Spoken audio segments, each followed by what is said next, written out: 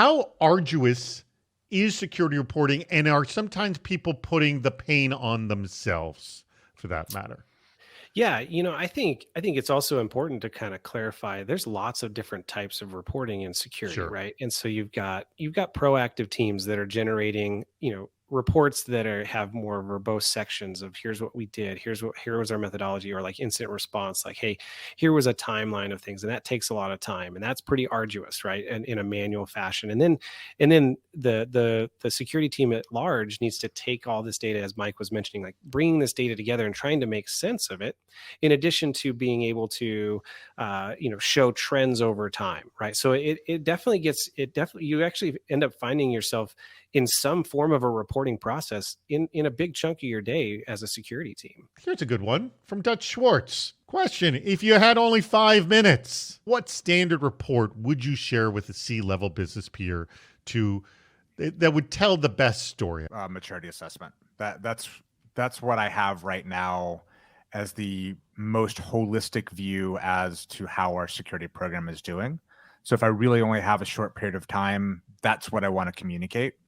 And it has both a high level and a level of granularity that may not be directly actionable, but that combined with some trend information, it goes a long way to communicate to the other leaders how we're doing, but also where we need the help. I think a framework-based assessment is good, and I kind of try to marry that also with our latest internal or external penetration test or red team exercise, and marry that kind of like in the trending as well, because like it can combine not only here's how we are from the compliance perspective, but also like the security perspective of like what does our environment look like from an attacker's perspective.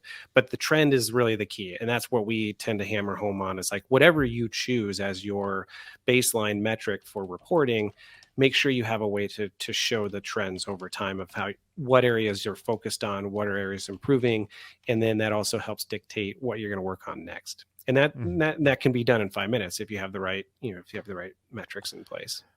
So Dan, can I ask you a question real quick on that? Would you say that a metric that you can't trend on is not a very useful metric? I tend to say that, right? I mean, like, okay. Pie charts, while nice, or it provides you data, it's not a lot of information. Like, oh, I have 1,000 vulnerabilities today. Right. It's a point in time, and right. That's just not helping you a whole lot. Yeah. Got it. How do you get others involved in the reporting process, and really who needs to be and who doesn't need to be involved? If you think about the reporting process as almost like an assembly line, you have the creation of the report is on one side of the line, and then you have the receiving of the report on the other side of the line. And in terms of on the first side, you have to have the people who are creating the systems that create the data that you can then pull into your reports. So you've got engineers who are involved, you have analysts who are involved in interpreting the data that then help you figure out what's the data actually telling you. On the receiving side, it's whoever you want to take action.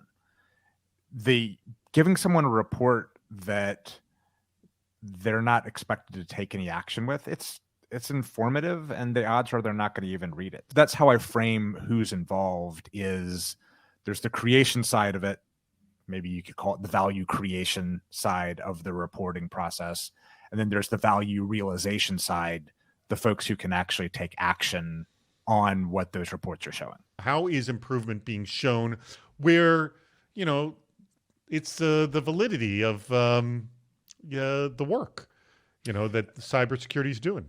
Yeah, so you have the report comparison, like Mike alluded to as well, where you can show like here were the results from last year or the last assessment.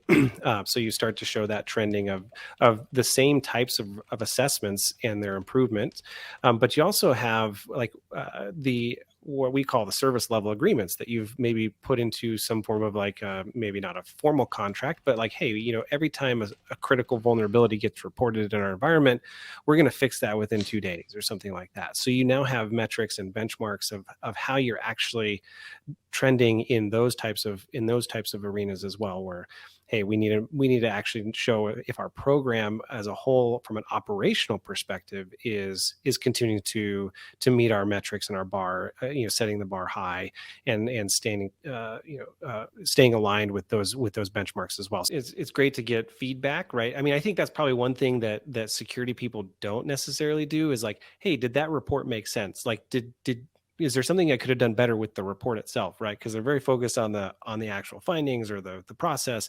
So, as a software company where you're delivering product, you're always asking your customers, hey, does this feature work? And seeking that feedback loop is really important. So in our profession, we need to exercise that same muscle. So I think that's important. And and someone, I think you mentioned it before, having those templated out can then start to save time. Like once you feel like you've got it nailed and like, hey, this does paint the right picture for this audience, here's the template for this audience, then you're golden and you can just plug in the data and get going.